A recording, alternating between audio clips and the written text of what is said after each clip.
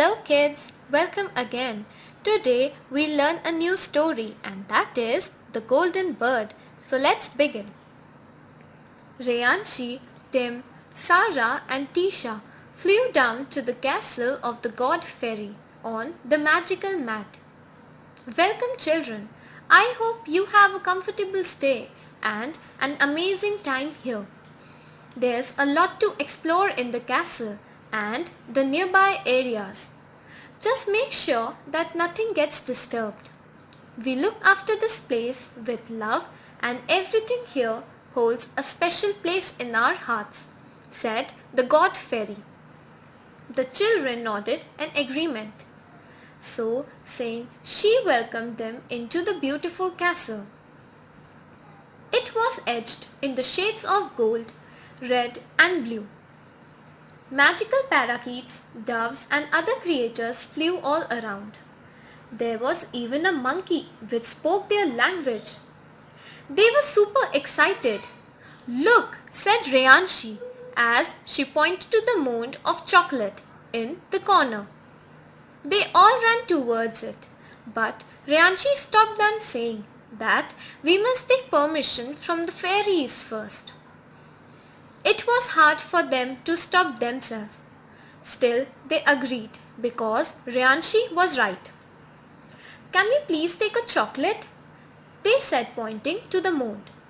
The fairies were touched and asked them to take as many as they wished. By now they were hungry, so the fairies offered them fruits and juice, which they had quickly. They asked the kids to explore the castle at will, as they seemed to be nice kids. All thanks to Reyanshi for the impression. They moved around the castle, staring in wonderment at all the lovely things. Suddenly, Tisha's eyes flew upon the golden bird. She was so enchanted by it that she simply wanted to have it. She looked around. No one was watching.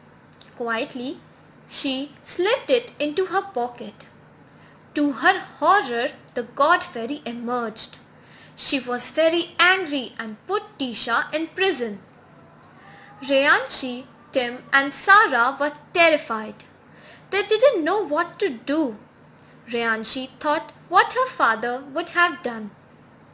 He always told her to be honest. I have an idea, she told her friends. Let's all promise the god fairy that we'll never be dishonest all our lives. If we tell her this, she might be released, Tisha. The other two nodded in agreement.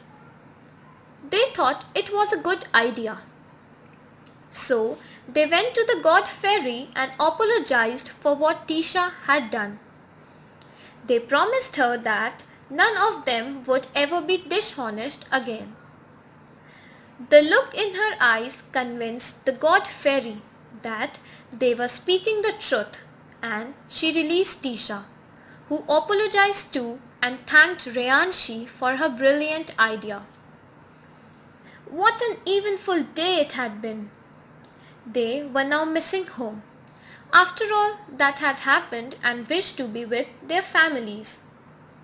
The god fairy and other fairies gave them goodie bags to carry home. Be honest, little children, they said and bid them goodbye. They all written with happy memories and a promise to be honest. Thanks to all for watching this video.